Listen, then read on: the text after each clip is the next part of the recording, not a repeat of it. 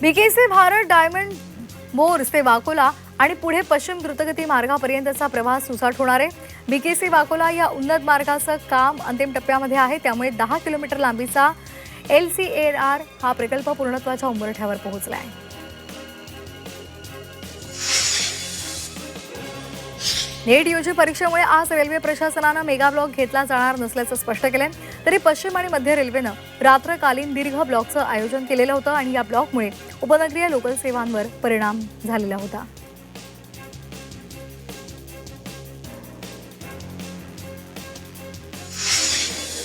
मुंबई विभागाच्या 12वीच्या निकालामध्ये घट झाली आहे. 75% अधिक गुण मिळवणाऱ्या विद्यार्थ्यांच्या संख्येमध्ये लक्षणीय घट झाली आहे. त्यामुळे यंदाही कट ऑफ कमी होण्याच्या शक्यता आहेत. याचा FYच्या प्रवेशावर परिणाम होण्याची शक्यता आहे.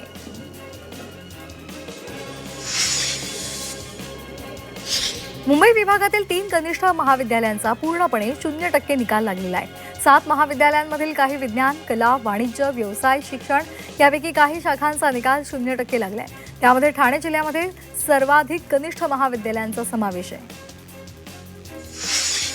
एअर इंडियानं प्रवाशांना स्वस्त तिकीट उपलब्ध करून देण्यासाठी आता देशांतर्गत कमी अंतराच्या आंतरराष्ट्रीय उड्डाणांमध्ये जेवणाचा पर्याय बंधनकारक नसेल असं सांगितलंय. जेवणाविना प्रवाशांना तिकीट बुक करता येणार आहे. या निर्णयामुळे प्रवाशांना आधीच्या तुलनेमध्ये आता कमी दरात तिकीट मिळू शकतं. व्यावसायिक सिलेंडरच्या किमतीमध्ये 993 रुपयांची वाढ झाली. त्यामुळे आता मुंबईमध्ये 19 किलोच्या सिलेंडरची किंमत 3024 रुपये असणार आहे. गॅस महागल्यामुळे हॉटेल चालकांनी मात्र नाराजी व्यक्त केली. खाद्यपदार्थ सुद्धा त्यामुळे महागणार आहेत. वाढत्या उष्णतेचा फटका भाजीपाल्याला बसलाय. नाशिक बाजार समितीमध्ये आवक कमी झाल्यामुळे भाज्यांच्या दरात मोठी वाढ झाली आहे. नाशिकमध्ये कोथिंबीरच्या जुडीला 75 रुपये इतका दर मिळालाय. तर मेथी जुडी 50, शेपू 35, कांद्याची पात 48 रुपये असा दर सध्या मिळतोय. दर वाढल्यामुळे शेतकऱ्यांना मात्र दिलासा मिळालाय.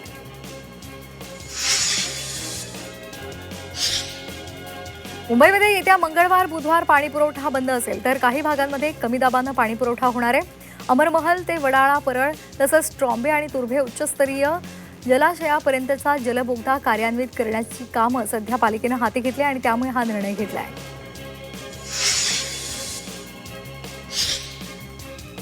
सिमेंट काँक्रिटीकरणामुळे मुंबईच्या रस्त्यावरील खड्ड्यांचं प्रमाण कमी झालंय. त्यामुळे खड्डे आणि रस्ते दुरुस्तीवर होणारा खर्च तो सुद्धा कमी झालाय. 2026 मध्ये 44 कोटी रुपये खर्च करण्यात येत असल्याची माहिती सध्या पालिका आयुक्तांनी दिली आहे. मुंबईला पाणी पुरवठा करणाऱ्या धरणांमध्ये पावसाळ्यामध्ये पालापाचोळा, माती यामुळे मोठ्या प्रमाणात गाळ साचल्यामुळे धरणांमधील पाण्याची पातळी कमी झाली आहे. त्यामुळे निविदा काढून सर्वच धरणांमधील गाळ काढला जावा अशी मागणी पालिका प्रशासनाकडे केली जाते.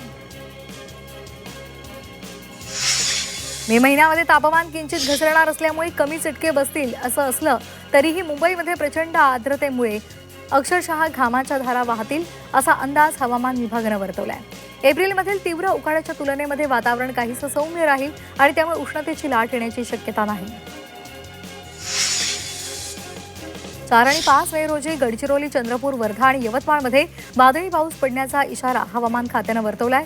ताशी 50 किलोमीटर वेगानं वारे वाहतील असाही अंदाज आहे. त्यामुळे नागरिकांनी काळजी घ्यावी असं आवाहन प्रशासनानं केलंय. इराणच्या ताब्यामध्ये असलेल्या होर्मुझ सामुद्रधुनीमधून सुरक्षित प्रवासासाठी इराणला टोल देणाऱ्या जहाज कंपन्यांना अमेरिकेनं कडक इशारा दिलाय. अशा कंपन्यांवर अमेरिकेचे निर्बंध लादले जाऊ शकतात असंही स्पष्ट केलंय. 4 वर्ष चिमुकलीवर अत्याचार आणि हत्येच्या घटनेनंतर नसरापूरकरांचा संतापाचा उद्रेक पाहायला मिळाला. नसरापूरनंतर ग्रामस्थांनी काल संध्याकाळी नवले पुलावर ठिय्या आंदोलन केलं. कुटुंबियांनी बालिकेचा मृतदेह रस्त्यावर ठेवत नवले पूल परिसरामध्ये ठिय्या मांडला. यावेळी पुणेकरांना अभूतपूर्व वाहतूक कोंडीचा सामना करावा लागला. मनोज जरांगे आज पीडित कुटुंबियांची भेट घेणार आहे. आज मनोज जरांगे पुण्याच्या दौऱ्यावर असतील. आज सकाळी 10 वाजता अंतरवालीमधून जरांगे पुण्याकडे रवाना होणार आहेत. तर नसरापूर बलात्कार आणि हत्येविरोधात राज्यभरात आंदोलन केलं जाणार आहे. जानेवारी ते मार्च या 3 महिन्यांच्या कालावधीत देशामध्ये 4,37,00,000 नागरिकांनी विमान प्रवास केल्याची माहिती समोर आली आहे. नागरी विमान वाहतूक महासंचालनालयानं ही माहिती जारी केली आहे. या 3 महिन्यांच्या कालावधीमध्ये विमान विलंबाचा फटका 1,21,000 प्रवाशांना बसलाय. मुंबईतल्या भायखळ्यामधील प्राणी संग्रहालयामधील हम्बोल्ट पेंग्विन पर्यटकांसाठी एक आकर्षणाचा केंद्रबिंदू ठरलेला आहे. 2017 पासून आतापर्यंत या पेंग्विन प्रदर्शनाला मोठ्या संख्येनं पर्यटक भेट देत आहेत आणि यातून महापालिकेच्या महसुलात सुद्धा भर पडत आहे. कोट्यवधी रुपयांचं उत्पन्न पालिकेला मिळतंय. अहिल्यानगर महानगरपालिका यांच्या पुढाकारानं शहरामध्ये 1 लाख वृक्षारोपण करण्याच्या कार्यक्रमाचा शुभारंभ पालकमंत्री राधाकृष्ण विखे पाटील यांच्या हस्ते करण्यात आला. उपमहापौर धनंजय जाधव यांच्या संकल्पनेतून शहरामध्ये 1 लाख वृक्ष लागवडीचा निर्धार केलेला आहे. रायगड जिल्ह्यामधील पशुपालकांसाठी आनंदाची बातमी आहे. जिल्हा परिषदेच्या पशुसंवर्धन विभागानं तालुकास्तरीय हेल्पलाईन नंबर जारी केलेला आहे. पशुधनासंदर्भात कुठलीही समस्या निर्माण झाली किंवा ते आजारी पडले तर या क्रमांकावर मदत मागता येणार आहे. नागपूर जिल्ह्यातील भिवापूर तालुक्यातील धामणगाव विद्यामंदिर इथे भीषण आग लागलेली होती आणि यामध्ये निम्म गाव जळालेलं आहे. आगीमध्ये शेतकऱ्याच्या गोठ्यामध्ये बांधलेली जनावरं सुद्धा दगावलेली आहेत. तसंच अनेकांची घरं सुद्धा आगीच्या भक्ष्यस्थानी पडली. वृक्ष संवर्धनासाठी पालिकेनं राबवलेल्या विशेष मोहिमेमध्ये 1,000वर झाडं कॉन्क्रीट मुक्त करण्यात आलेली आहेत. रस्त्याच्या खोडावर ठोकण्यात आलेले तब्बल 50 किलो खिळे काढलेले आहेत. पालिकेच्या उद्यान विभागानं 1 ते 30 एप्रिल दरम्यान ही विशेष मोहीम राबवली.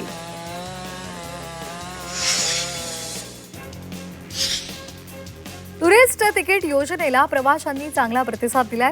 गेल्या आर्थिक वर्षामध्ये या तिकिटांवर 2,77,000 प्रवाशांनी प्रवास केला आणि त्यातून 1,31,34,000 रुपयांचा महसूल मिळाल्याची माहिती पश्चिम रेल्वेनं दिली आहे. रेल्वेनं विना तिकीट आणि अनधिकृत प्रवास करणाऱ्यांविरोधात पुकारलेल्या मोहिमेमध्ये भुसावळ विभागानं एप्रिल 2026 मध्ये ऐतिहासिक कामगिरी केली आहे. विभागानं एकाच महिन्यामध्ये 1,09,000 प्रकरणांमध्ये कारवाई केलेली आहे आणि या कारवाईमध्ये तब्बल 12,23,00,000 रुपयांचा दंड वसूल केलाय. 12वी परीक्षेदरम्यान कॉपीसह सामूहिक कॉपी प्रकरणामुळे राज्यातील 100 कर्मचाऱ्यांवर शिक्षणाधिकाऱ्यांनी निलंबनाची कारवाई केली. या परीक्षेदरम्यान केंद्रांवर घडलेल्या 15 प्रकरणांमध्ये गुन्हा दाखल झालाय अशी माहिती शिक्षण मंडळाचे अध्यक्ष त्यांनी दिली आहे. नाशिकमध्ये शेअर मार्केटमध्ये गुंतवणूक करून जास्त नफा मिळवून देण्याचा आमिष दाखवून फसवणूक झाली आहे. सायबर गुन्हेगारांनी खासगी कंपनीमधल्या एका सेवानिवृत्त अधिकाऱ्यासह 2 व्यावसायिकांची तब्बल 84,25,000 रुपयांची फसवणूक केली आहे. हिंगोलीच्या सेनगाव तालुक्यातील पानकनेर या गावामध्ये दारूबंदीसाठी महिलांनी एल्गार मोर्चा काढला. अनेक वेळा दारूबंदी करण्याची मागणी करून सुद्धा पोलीस मात्र त्याकडे दुर्लक्ष करतायत असा आरोप करत या महिलांनी एल्गार पुकारला. दारूबंदी गावात अवैध दारू विक्री पूर्णपणे बंद करण्याची मागणी सुद्धा त्यांनी केली आहे. सलग 3 दिवसांच्या सुट्ट्यांमुळे पर्यटकांची पावलं आता कोकणाकडे वळली आहेत. रायगडच्या अलिबाग, नागाव, किहीम, काशीद किनाऱ्यांवर पर्यटकांची मोठी गर्दी पाहायला मिळते. शाळांना सुट्ट्या असल्यामुळे बच्चे कंपनी सुद्धा सुट्टीचा मनमुराद आनंद घेताना दिसत आहेत. वाशिम कृषी उत्पन्न बाजार समितीमध्ये सोयाबीनच्या दरामध्ये मोठी उसळी पाहायला मिळते. सोयाबीनचा दर प्रति क्विंटल 10,200 रुपयांपर्यंत पोहोचलाय. हा आतापर्यंतचा उच्चांक मानला जातोय. या दरवाढीमुळे बाजारामध्ये तेजीचं वातावरण निर्माण झालंय. शेतकऱ्यांमध्ये सुद्धा समाधान पाहायला मिळते. धाराशिवमधील कळंब इथल्या महावितरणच्या सबस्टेशनला आग लागलेली आहे. विजेचा अतिरिक्त लोड आणि वाढतं तापमान यामुळे आग लागली. दरम्यान अग्निशमन दलाच्या मदतीनं आग आटोक्यात आणली.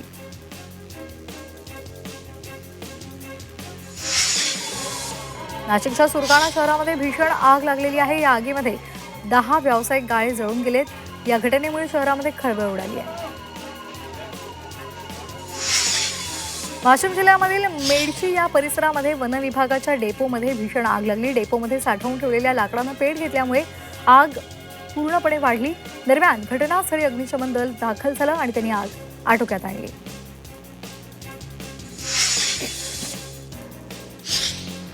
घाटकोपरच्या अमृतनगरमध्ये एका इमारतीमध्ये HP गॅस सिलेंडर लिकेज झाल्यामुळे भीषण आग लागली. घटनास्थळी अग्निशमन दल दाखल होऊन आग विझवली. मात्र आगीमध्ये घरातील साहित्य जळून गेले. हिंगोलीच्या औंढा नागनाथ परिक्षेत्रामधील अधिकाऱ्यांनी अवैध वृक्षतोड करणाऱ्यांविरोधात कारवाई केली आहे। या प्रकरणामध्ये एका आरोपीवर गुन्हा दाखल झालाय। अवैध वृक्षतोड केलेली 202 झाडं जप्त केली आहेत। नांदेडमधील वाजेगावच्या सरपंचांकडून 3.25 कोटींचा भ्रष्टाचार झालाय। या दरम्यान या प्रकरणामध्ये भ्रष्टाचार करणाऱ्या सरपंचाला पोलिसांनी बेड्या ठोकल्यात। काम न करता निधी लाटणं, मयत व्यक्तीच्या नावावर निधी लाटणं, ग्रामपंचायतीच्या खात्यावरील निधी स्वतःच्या बँक खात्यामध्ये वळवणं असे अनेक गैरप्रकार शेख जमील यानं केलेत। मीरा भाईंदर वसई विरार पोलीस आयुक्तालयाच्या परिमंडळ 1नं जप्त केलेला मुद्देमाल तक्रारदारांना परत केलाय। यामध्ये 3.3 कोटी रुपयांचे सोन्याचे दागिने, 4,46,000ची चांदी आणि 27,43,000 किमतीचे मोबाईल्स नागरिकांना सुपूर्द केलेत।